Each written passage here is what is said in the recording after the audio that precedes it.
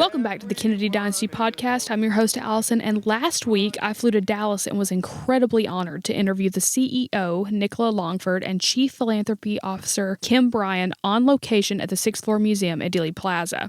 I was able to walk through the museum while I was there and see the new fragments exhibit as well for the first time, and just really had a very insightful experience there. Jeff and I even drove the route of the motorcade, and it was just quite the day for me. I'd visited the museum before, but it was just as intriguing the second time. I think because I've seen the photos and studied this day and the impact it had on our country for so long. The museum is so impactful and surreal to visit, and it's beautifully put together, sharing the life and legacy of President Kennedy, along with the history of that tragic November day in 1963. This episode is being released on the 58th anniversary of President Kennedy's assassination. And national tragedies impact the heart of our country so deeply and live in us forever. The 6th floor museum at Dealey Plaza does such a wonderful job at telling the story with the utmost respect, care, and dedication. Truly, it's a must visit for everyone. I hope you enjoy our conversation about the history of the museum and all that they do. Side note, we filmed the interview as well, so if you'd like to watch instead of listen to audio only, then click the YouTube direct link in the description of this episode. Without further ado, here's the conversation. Here I am joined on location at the 6th floor museum at Dealey Plaza by the CEO, Nicola Longford, and the Chief Philanthropy Officer, Bryan. Thank you guys so much for joining me today. Thank you for being here. Thank you for having us. I am so excited to chat with you guys. I really am. So, to get started, can you guys just tell us a little bit about the history of the museum and how it came to be established? Well, the 6th floor museum opened in 1989 as a temporary exhibit, John F. Kennedy and the Memory of a Nation, on the 6th floor of the former Texas School Book Depository building, and we're on the 1st floor. Dallas County saved this building in the 1970s and turned it into their administrative offices, and the 6th floor was vacant. And after a decades-long battle with community leaders, it was deemed essential to create a space for people who are coming to Dealey Plaza to understand what happened here in 1963, the weekend of November 22nd, 1963. So in 1989, on President's Day, the 6th floor exhibit opened, and to much success. And here we are 33 years later. So I'd love to talk a little bit about the commemoration of the 50th anniversary in 2013. So do you mind sharing a little bit about that? The events leading up to the 50th anniversary commemoration in 2013 was a very big deal for Dallas. And for about a year before November 2013, there were many conversations across town as to how we were going to commemorate such a significant anniversary. And Dallas had never really recognized officially the death of President Kennedy. So we closed off Dealey Plaza on November 22nd for a special commemoration. And we realized that the world spotlight was going to be on Dallas. And in the months leading up to the anniversary, there are many wonderful community collaborations and conversations where we discussed the impact of the death of President Kennedy here, what happened, who was involved, why it's so painful. And there are documentaries and various film projects and multiple programs throughout the North Texas and, in fact, around the country to honor President Kennedy. But we were very fortunate to have several networks film live interviewing some of the people who were breaking the news, who did break the news at the time, who were eyewitnesses in Dealey Plaza. So really it was a race to capture all these poignant voices before people passed away. And unfortunately, we are losing many people who were eyewitnesses or key features of breaking the news at the time. That's very interesting. Is there a place for people to go watch those interviews or anything? Well, we have a huge collection here at the 6th floor museum. We have over 95,000 artifacts, and we're in the reading room right now, so you can see a lot of our reference books which we're still collecting. But one of our most important parts of our collection is the oral history project, and we have over 2,000 original voices, people who have been willing to share their voices, their memories, their perspectives, many multiple perspectives that add this very rich dimension to understanding what happened here. It's just not through the lens of the official presidential historians or through the news. It's through bystanders and people who really didn't think their stories had any merit. So that's part of the history that we help provide access through eMuseum, which is part of our website, where you can find out the wonderful things we have in our collections, and also through our programming and our exhibitions. Yeah, and I'll just add, if I may, one more comment about the 50th anniversary. The 50th anniversary, as Nicola said, was in 2013. That was before I joined the museum. So I observed that commemoration as a citizen of Dallas, just as somebody who was unaffiliated with the museum. And I think what Nicola said is right. There was a lot of discomfort with the idea and what the city was going to do and how we were going to acknowledge this really uncomfortable moment in the city's history. But it really was a time where people came together to to acknowledge the history and to commemorate the event, but in a very reverential way, if I can say it that way.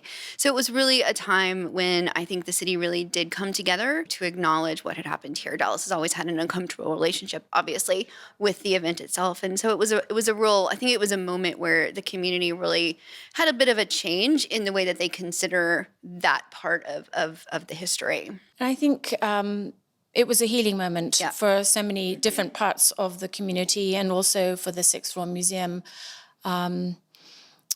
This is considered sacred space. This is a place where people come from all around the world to understand what happened, to find their peace in this history, what it matters now even. And Dallas really struggled with figuring out the appropriate way to commemorate on a large scale. And it was a way where the community bonds were formed where they had not really existed before. But we walk a very fine line in telling the story because so many people have such strong feelings about what happened here. So I had mentioned to you guys before, and my audience knows as well, that I have been here before and I've spoken about it on my podcast. I really just found it to be a really impactful experience for me personally after studying this for so long. And you guys just have such an amazing collection. But I wanted you guys to share some of the highlights from the museum's collection, if you don't mind. Well, some of the most significant things in our collection are our home movies. So we're very fortunate to have the rights to the Zapruder film and many others. We relied very much on the generosity of bystanders to donate their cameras that filmed some of the events out in Dealey Plaza and their personal effects, memorabilia. So we have a very strong collection, but I think our film collection and our oral history project is some of the best parts of our holdings. Also, the news media collection, we're very fortunate to have worked with many of the news stations that gave us their film footage. I'll add just a little bit onto that as well, if I can. I think one of the things that's most compelling for me in our collection, or sort of a classification of objects, are the really personal bits of ephemera. This was such a defining moment for so many people. So we have a permission slip from somebody who was in middle school or in high school, who was given permission to skip school for the day to come down and see the president. And, that was a moment that was, he obviously thought he was going to come down and see the motorcade, and then had quite a bit of a different experience in the moment. And it was very much an important moment for him in his life. And so he kept that document, this little tiny slip of paper, for years and years and years, and then donated it to the museum. As Nicola said, so many of the pieces that are in our collection came from the generosity of people who played some part in the story, whether they were Secret Service agents or White House officials, or just, people who were here that day, many of whom were young, the doctors at Parkland, exactly. Oh, yeah. So, yeah, and I think that's one of the things that helps really makes it easier for us to tell the story in a really compelling way, because everybody has a permission slip. Everybody remembers taking something home and getting their mom or dad to sign it. And this is, it's such a normal part of your childhood experience. And yet in this circumstance, it just became such a dramatically different moment. And I think those very personal effects are the things that really help people who may not have a personal connection to the story, who may not know anything about it even. It gives them a toehold. It gives them a way into the story to really understand what it was like and why it was, this generation defining moment. In that same vein, tell me a little bit about Fragments, your new museum installment. So this building is 120 years old. So it was a very nondescript warehouse. It was built as a warehouse for plows and tractors. It became a warehouse for grocery supplies, and then eventually it became the Texas School Book Depository. Obviously, it became incredibly famous on the day of the assassination.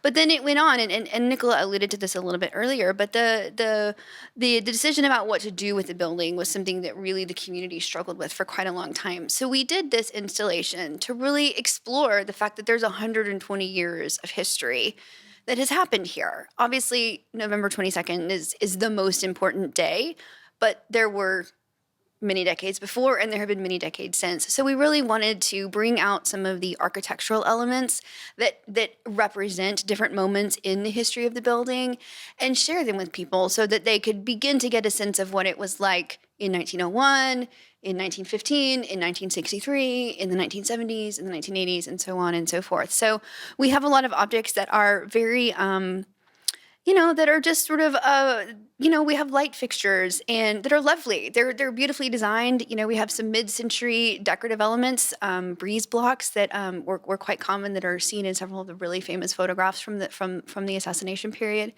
And we just wanted to present them in a way that would be a little bit more a little bit different, give people a chance to see them in a new context. The Hertz sign, which was on top of the building, we have elements from that sign, which was a really iconic landmark in Dallas for a long time. If you lived in Dallas in the 50s, 60s, 70s, you knew it. It was quite well recognized, and it's been in storage for many years. So we were able to bring out part of it, not all of it. It's a little too large to install it all, but we were able to bring out some of that just to give people a sense of what some of the really important items that we have in our collection that we can't have on view all the time. And if I could interject, these artifacts were saved by Dallas County and had been put on the 7th floor. And when the 6th floor needed more space and we decided to expand to the 7th floor, those artifacts had been eventually put into off-site storage, but we wanted to bring them out partly because we wanted to put a spotlight on the architectural merit of this building, its history, and identifiable fragments that were connected to the building's story over time, to place emphasis also on preservation and hoping that we can incorporate some of these additional materials in updated exhibitry and programming. Something I noticed when I was driving in, I have been to Dallas, like I said, once before, but I did notice that it's so modernized compared to what I've obviously studied, because I study things around November 22nd, 1963. So even the shows that I watch, whether anything like that, or the documentaries, are history. So it's like all looks so 1963. So this is like such a slice of history in this building, and I love that you guys have that to bring it out, because it's so modernized for sure. Dealey Plaza became part of a National Historic Landmark in 1993. And we opened in 1989. So you can imagine it was many decades before Dallas could sort of reconcile why this whole space needed to be preserved. And this building is obviously one of the most iconic structures in Dealey Plaza. But the buildings right in front of you, the Criminal Courts building and the Records building, which is owned also by Dallas County, they're going to be moving into those renovated buildings for the administrative function. So we have the opportunity here to expand some of our spaces. And this is one of the reasons why we wanted to draw attention to the building fragments and the purpose of that installation. But Dealey Plaza hasn't changed much since 1963. So when people come here, they really can identify with it. You were mentioning earlier that you thought it seemed really, really large, but when you get here, it's very small and intimate and easy to walk around. So this is an ideal spot just to look out the window and watch the people making their own meaning out of what they want to find out of the history. I know, it's just so well preserved, like you said, that it's like you're stepping back in time, but then you drive down the street and you're back in 2021. Right, so right. It's just very Right. interesting. I just really encourage my audience to come here for that as well, to be able to see that. So I'm sure there's many, but is there a specific artifact or even a speaker that seeing or hearing from in person had a really profound impact on each of you? There are very many people that have had profound impacts on me. It's never been a dull job. I've met so many wonderful people. But I think Clint Hill, who is the Secret Service agent assigned to Mrs. Kennedy's security detail, having met him for the first time and how difficult it was for him to be in this building, to wander around Dealey Plaza. And over the years that we've got to know him, I think he realized that he did what he could. He couldn't have saved the president. And I think he's written several books and he's been here many times to speak. But I think seeing the transformation from him after many years being guilt-ridden and racked with not being able to have saved the president's life. I think now he's come to terms with it, but it's taken many years, that sort of transformation, and he'll never get over it. And so many people have been deeply affected by what they saw or what they experienced. It's never left them. Yeah, I agree with that. I think one of the things that I find most compelling is the way that this tragic event, this tragedy in the moment really did bring out a lot of heroism. So there's people like Clint Hill, who, quite famously is the one who jumped onto the back of the car. But the doctors in Parkland are people who, again, were just going to work. And yes, they're doctors. That's what they do. They save lives every day. They have patients die every day. But I think there's a Dr. Ronald Jones who's been a good friend of the museum and donated several objects to our collection, including one of his lab coats that he had at that time, and notes that he wrote and that kind of thing. It is for him also, a day out of time. It was this moment where he said, we had an event a couple of years ago, and we had his coat set out, and he thought, the last time I wore this, it was this moment. And I think also for him and for his colleagues, it was I think they lived with a lot of regret, but also, I think they performed incredibly admirably under these incredibly difficult circumstances, and really feel strongly about preserving that story and making sure that it is still, understood what happened. And it's those moments of people really performing heroically and bravely under unimaginable stress and fear that I find really really compelling. I mean, we've been very fortunate to meet so many incredible people who didn't think their voices counted, and especially those who were bystanders. I mean, looking out here, it's so close. Pierre Solman, who is the man who narrated our original audio tour and our second audio tour, he was a bystander out in Dealey Plaza, just outside these doors. But he ran right in, his instincts kicked in, he ran in right through the front door here and asked where the nearest telephone was, and he brushed up against somebody who said it's back there, and he didn't realize until later it was Lee Harvey Oswald walking right out the door. That just gave me chills. Yeah. Oh my goodness. So those sorts of stories, and we hear them, and they're still stories which haven't been shared. So what makes this job so interesting is seeing and meeting and learning new story, receiving new artifacts after all these years. It's interesting you mentioned Clint Hill, because I love his books so much, and I actually just finished one of them on the plane here for the second time. It was the second time I had read it. It was 5 Days in November. Yes. Yes. So I love his books so much. And Mrs. Kennedy and Me too. He wrote. That's my favorite one. I mean, it's just so good. They're all great. So what are some of the current initiatives of the museum? Well, I'll just mention a bit of a shameless plug. We've actually just started our very first ever museum membership program. So we've never had members, and we're really thrilled to invite people to join us as members. And we're planning a really exciting series of programs and special events for people who, want to get a little bit more involved and want to learn a little bit more about the story and meet some of the special guests that, we're hoping to have visit the museum over the next couple of years. Nicola also mentioned the fact that, we're planning to really grow our impact and our footprint in this building, which is an exciting thing. We also have a really robust education program. Our fabulous director of education, our colleague Genevieve Kaplan, has some really, really creative ideas about how we make history relevant and how do we make these connections between the past and the present for students who maybe aren't getting as much history, social studies education as they used to in generations past. And how do we help support teachers and educators who are working with students and helping them understand what has happened before, and again, most importantly, why that's still relevant. And also teaching local history, it's very important. We do get school children, students from all around the country, but it's not part of the curriculum here. So one of the efforts we're trying to do is to make our history relevant. This is a vital piece of local history, and we want to encourage teachers and students to be more comfortable with difficult subject matter, and that this is still a very relevant topic even right now. And so we would like to establish a way for all school kids at some point in their career to make a stop here, and that this is a place of discovery and relevancy, that we're always going to be touching back, looping back to 1963 and all the events that happened afterwards, all the way up to the moment now. Yeah. I'm pretty surprised to hear that that's not a part of. This was Local such a education. traumatic event. That's true. I mean, yeah, I can imagine. And so it just takes time to heal and to address it. And I think Dallas struggled with how to present this story and also deal with the Sixth Floor Museum, that there was a museum that focused on this. Sure. So what are the future goals for the museum?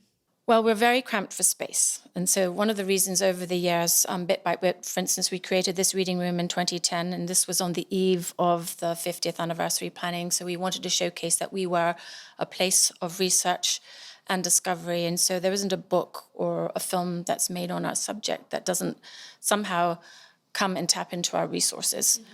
So we want to expand those resources. We've got, as I mentioned, 95,000 artifacts, most of which is in storage. And we want to rejuvenate and create new exhibitions that are more engaging for younger audiences. The exhibit on the 6th floor right now is very powerful, but it's a very tight space, and people complain that they don't have enough time to navigate through it, or they can't finish it on time. And one of our goals for many years has been to expand that core story. And the exhibit also was meant for people who had lived through the assassination. So with the changing generations, the attachment to that story, has dissipated, and people are finding new ways like yourself. So we want to know why you're interested in this subject. Yes. I feel like my podcast is basically the whole thing of why I'm interested in how I spoke to you guys. It's just so polarizing, and that's something that I really do want to encourage my audience to come see this in person, because truly, truly, truly, whether you know a little bit about the Kennedys, a lot about the Kennedys, whether you know a little bit about American history or a lot about American history, this is such a huge part of our history. It truly is. I mean, you think of, the top 5 things probably that could come up to the top of your mind, and Kennedy's assassination is one of them in our nation's history.